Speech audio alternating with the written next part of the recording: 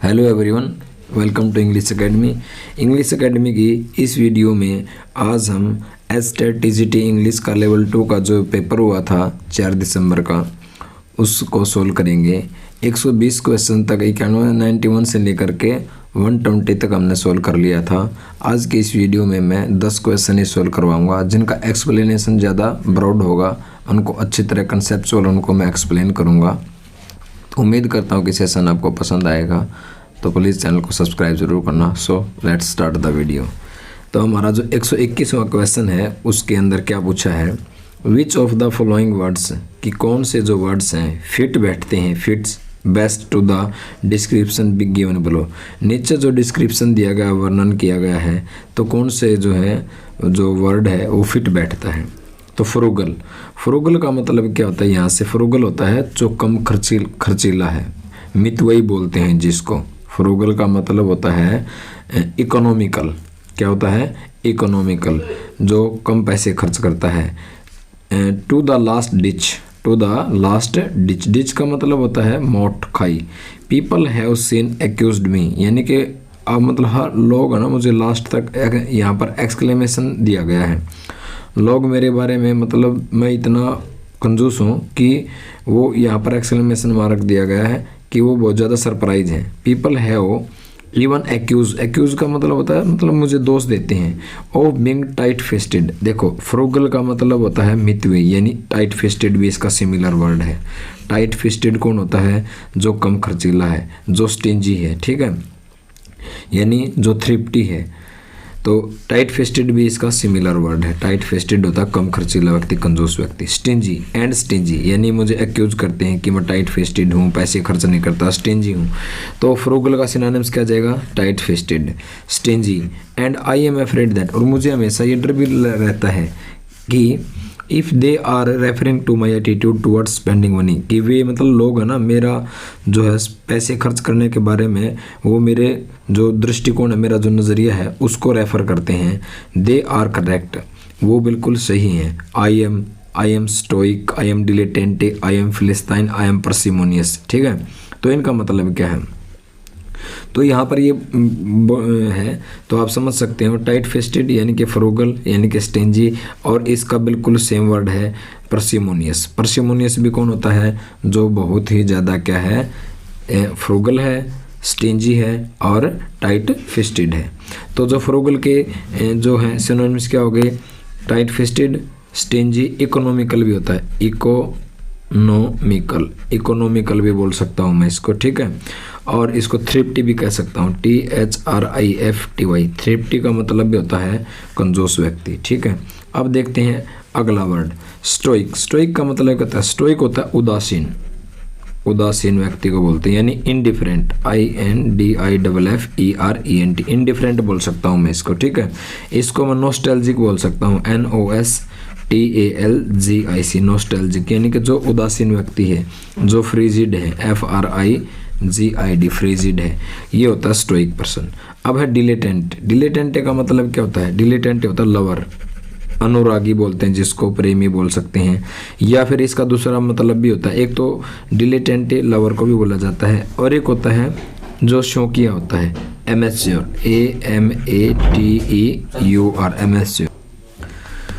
सो डिलेटेंट means lover, या फिर amateur, AMATEUR, यानी non professional, non professional. Amateur होता है शौकिया, ठीक है, नॉन प्रोफेशनल बोल सकता हूँ मैं इसको, या इसको लेमैन बोल सकता हूँ, बहुत पूछा जाता है लेमैन, LAYMAN, लेमैन, यानी एमेच्योर होता है, एमेच्योर बोलते हैं जिसको, लेमैन, एमेच्योर, नॉन प्रोफेशनल। तो डिलेटेंट को मैं लवर भी बोल सकता हूँ, एमेच्योर भी बोल सकता हूँ, नॉन प्रोफेशनल बोल सकता हूँ, लेमैन इसको मैं बोल सकता हूँ। नेक्स्ट वर्ड है फिलिस्ताइन। फिलिस्ताइन का मतलब क्या है, फिलिस्ताइन होता है एक मतलब अनएजुकेटेड पर्सन को बोलते हैं, अनएजुकेटेड। तो मैं इसको क्या बोल सकता हूँ, अनएजुकेटेड बोल सकता हूँ मैं, यानी, और इसको मैं क्या कह सकता हूँ, इसको मैं इलिटरेट बोल सकता हूँ। फिलिस्तीन का मतलब होता है जो पढ़ा लिखा नहीं है, अनएजुकेटेड है, इलिटरेट है, अनपढ़ है, यानी अनलर्न बोल सकता हूँ, अनटोट बोल सकता हूँ, अनलर्न, अनटोट, ठीक है, इलिटरेट बोल सकता हूँ, अनएजुकेटेड बोल सकता हूँ। तो मैंने स्टोइक किया, डिलेटेंटे किया, फिलिस्तीन भी कर लिया, और पार्सिमोनियस का मतलब होता है फ्रूगल यानी इकोनॉमिकल, स्टिंजी टाइट फिस्टेड यानी कंजूस व्यक्ति। तो उम्मीद करता हूँ ये आपको समझ में आया होगा। नेक्स्ट करते हैं 122वां, which of the following word is misspelled, कौन सा जो वर्ड है मिस स्पेल्ड किया गया है। तो इसके अंदर देखते हैं मैग्नेनिमस, MAGNANIMOUS, मैग्नेनिमस का मतलब होता है, मैग्नेनिमस होता है उदार व्यक्ति, उदार व्यक्ति, ठीक है, यानी कि जनरस, GENEROUS, जनरस व्यक्ति, उदार व्यक्ति, यानी बहुत पूछा जाता है बेनेवोलेंट, BENEVOLENT, बेनेवोलेंट। तो बेनेवोलेंट का मतलब भी क्या होता है, मैग्नेनिमस, उदार व्यक्ति, जनरस व्यक्ति, ठीक है। लीनियंट पूछा जाता है बहुत ज़्यादा, LENIENT, लीनियंट। तो आपसे ज़रूरी नहीं है कि मैं भी चाहता तो ये कर सकता था कि इसका ये अर्थ है, इसका ये है, बस एक एक किया, एक क्वेश्चन में 1 सेकंड नहीं लगता, लेकिन आपको चीज़ों को रिलेट करके पढ़ना है।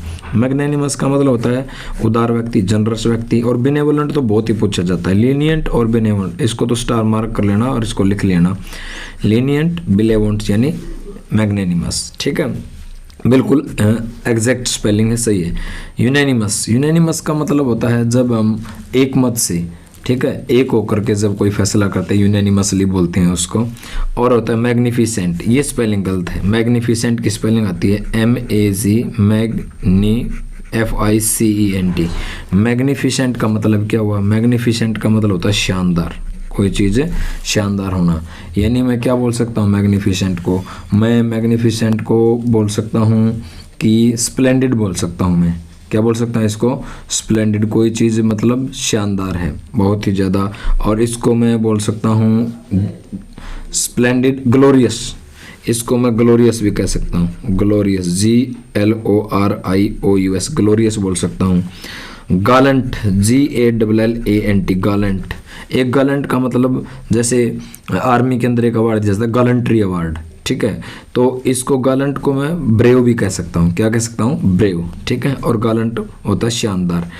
और दूसरा मैं इसको क्या बोल सकता हूँ, ग्लोरियस बोल सकता हूँ, गालंट बोल सकता हूँ। ग्रैंड, GRAND, ग्रैंड का मतलब भी होता है शानदार, बहुत बढ़िया। ग्रैंडियोज बहुत पूछा जाता है, यहाँ मैं लिख देता हूँ ग्रैंडियोज, GRANDIOS, ग्रैंडियोज पूछा जाता है, ठीक है। मैजेस्टिक का मतलब भी शानदार होता है, MAGESTIC, मैजेस्टिक का मतलब भी शानदार, शाही, रॉयल भी बोल सकता हूँ मैं इसको। तो आप देख सकते हो कि जो मैग्निफिसेंट है, जो स्पेलिंग इसकी मिस्टेक है, मैग्निफिसेंट का मतलब होता है स्प्लेंडिड होना, ग्लोरियस होना, गैलेंट होना, ग्रैंड होना, ग्रैंडियोज होना। इम्पीरियल भी बोल सकता हूँ मैं इसको, IMPERIAL, इम्पीरियल, बहुत ही ज़्यादा शानदार होना। और मैग्निलोक्वेंट, मैंने बताया था LOQ आ जाए, इसका मतलब होता है बात करना, बोलना। तो मैग्निलोक्वेंट का मतलब क्या होता है, यानी जो उच्च प्रवाह, धारा प्रवाह जो बोलता है, यूजिंग हाई फ्लो और बॉम्बास्टिक लैंग्वेज, ऐसा व्यक्ति जो हाई फ्लो के अंदर कोई लैंग्वेज बोलता है, बहुत ज़्यादा फ्लो में बोलता है, उसको बोलते हैं मैग्निलोक्वेंट।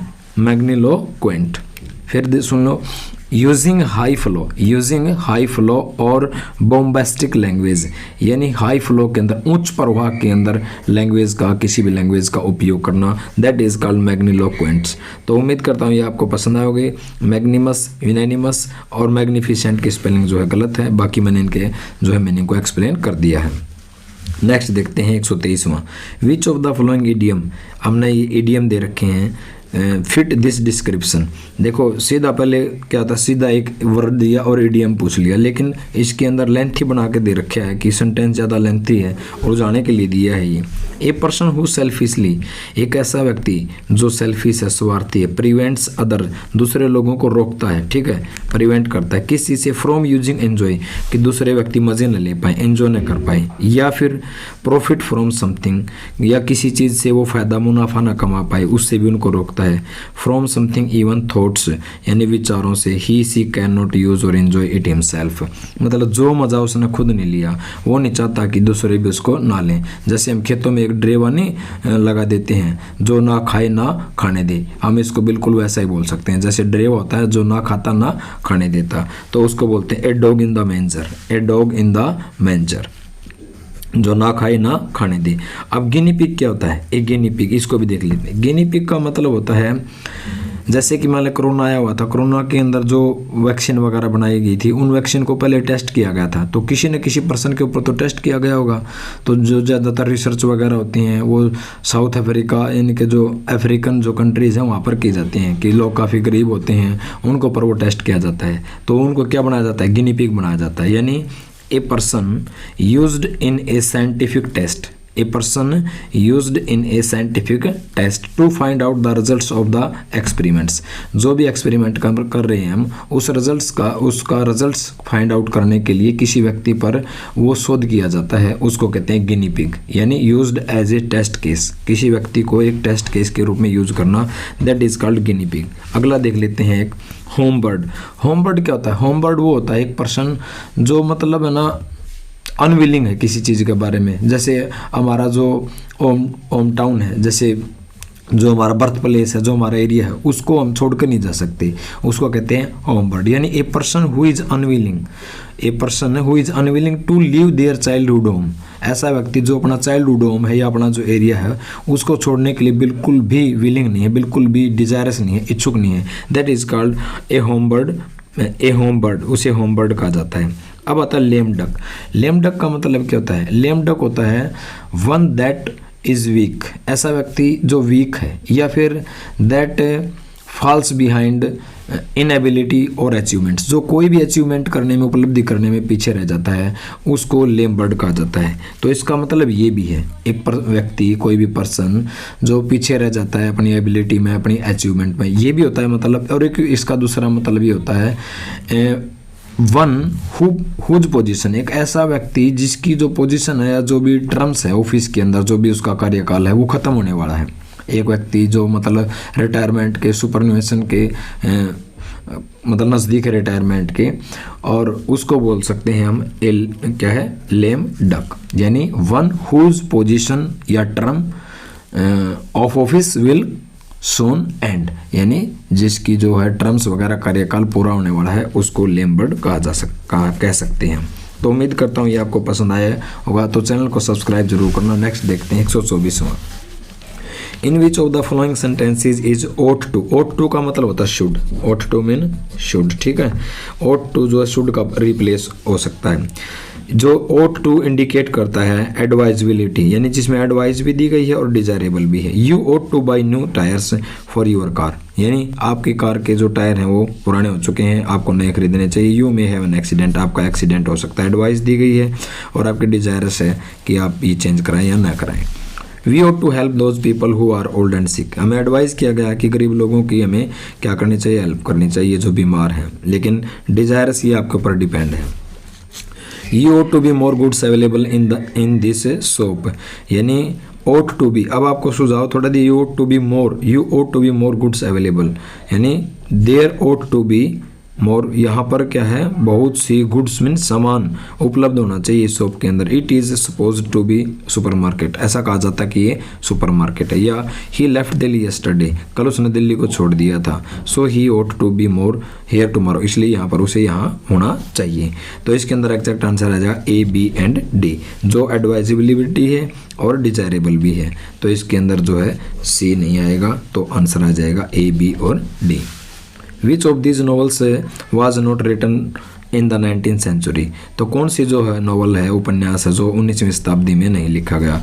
मोबी डिक भी लिखा गया, द ओल्ड क्यूरियोसिटी शॉप भी लिखा गया, लिटिल वुमेन भी लिखा गया। रॉबिन्सन जो क्रूसो जो उपन्यास है ये 19वीं शताब्दी में नहीं लिखा गया था, ये 18th सेंचुरी के अंदर लिखा गया। तो एग्जैक्ट आंसर आ जाएगा सी। 126वां देखते हैं। विच of the following with their writers, यानी हमने मैच करना। विक्रम जो सेठ है, विक्रम सेठ के द्वारा जो है लिखा गया है तो एग्जैक्ट आंसर आ जाएगा ये वाला, विक्रम सेठ के द्वारा लिखा गया द गोल्डन गेट। और जो है V.S. नायपाल के द्वारा लिखा गया है ए हाउस फॉर मिस्टर विश्वास, ये उनके द्वारा लिखा गया है।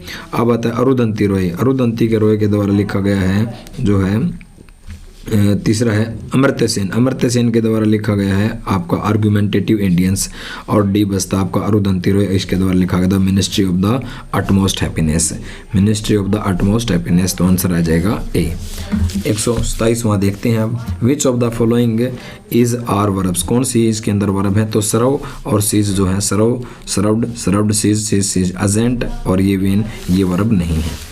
128वां देखते हैं, in which of the following sentence is word after, the word after जो वर्ड है, जो पार्ट ऑफ स्पीच है, कौन से सेंटेंस के अंदर इसको प्रपोजिशन के रूप में इसको यूज़ किया गया है? तो प्रपोजिशन के रूप में यूज़ किया गया, तो इसका मतलब जो है आफ्टर जो है वर्ड ऑब्जेक्ट से पहले आता है। किससे पहले आता है? ऑब्जेक्ट से पहले आता है। दे अराइव्ड आफ्टर अस, तो हम ऑब्जेक्ट का पता करते हैं। दे अराइव्ड आफ्टर हुम, अगर आपने ऑब्जेक्ट का पता करना है तो वर्ब के साथ वट और हुम लगाओ। वर्ब के साथ वट और हुम का जो आंसर है वो ऑब्जेक्ट होता है। दे अराइव्ड आफ्टर हुम, तो आंसर आ गया, क्या आ गया? अस, यानी वे हमारे बाद पहुंचे। इसका मतलब जो है ये किससे पहले यूज़ किया गया है? ऑब्जेक्ट से पहले आती है। इसका मतलब ये किसके रूप में यूज़ किया गया है? प्रपोजिशन के रूप में यूज किया गया है। दे अराइव्ड आफ्टर वी, अच्छा दे अराइव्ड, दे सब्जेक्ट है, ये वर्ब है, फिर ठीक है ये फिर सब्जेक्ट है, फिर ये वर्ब है। इसका मतलब यहाँ पर ये किसके रूप में यूज़ किया गया है? यानी यहाँ पर ये जो है कंजंक्शन के रूप में यूज़ किया गया, एज ए कंजंक्शन, संयोजक के रूप में यूज़ किया गया है। तो ये प्रपोजिशन के रूप में नहीं है। I went for a short walk after dinner, ठीक है। I went for a short walk after what, यानी कि मैं शॉर्ट वॉक थोड़ा सा टहलने के लिए किसके बाद गया? तो मैंने क्वेश्चन किया I went for a short walk after what, तो आंसर मिला डिनर। तो यानी ये क्या है? ऑब्जेक्ट है, ऑब्जेक्ट से पहले आया है, तो इसका मतलब क्या है? ये प्रपोजिशन है। तो ए और सी दोनों अभी तक ठीक आए हैं। डी देखते हैं, after he finished his studies, यानी यहाँ पर आफ्टर पहले आया है, सब्जेक्ट से पहले आया, तो ये भी नहीं है। तो आंसर आ जाएगा ए और सी, यानी ये सब्जेक्ट ऑब्जेक्ट से पहले आता है, यहाँ पर ये सब्जेक्ट से पहले दे रखे हैं। 129वां देखते हैं, Portia is a protagonist of William Shakespeare play, एक नाटक है विलियम शेक्सपियर का, उसके अंदर इसका जो प्रोटैगोनिस्ट होता नायक, तो पोर्शिया क्या है? एक नायक है। किसके अंदर? हेमलेट के अंदर। शेक्सपियर का एक नाटक है मर्चेंट ऑफ वेनिस, और इस वेनिस के अंदर जो पोर्शिया एक प्रोटैगोनिस्ट है, एक नायक है। Which of the following is spelled correctly, कौन सा जो है करेक्ट है इसके अंदर? तो इसके अंदर है इरिजिस्टिबल, IRRESIS, इरिजिस्टिबल का मतलब क्या होता है? इरिजिस्टिबल का मतलब होता है अथक, टायरलेस, यानी जो कभी ना थके, अथक बोल सकते हैं। यानी इसको बोलते हैं इनफैटिगेबल बोल सकते हैं,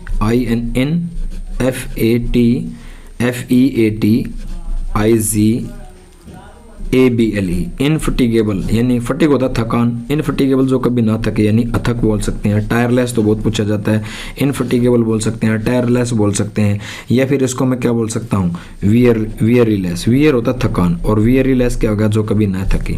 तो इरिजिस्टिबल जो है इसके अंदर करेक्ट स्पेलिंग है। इसके सिनोनिम्स हैं टायरलेस, इनफैटिगेबल और वियरीलेस।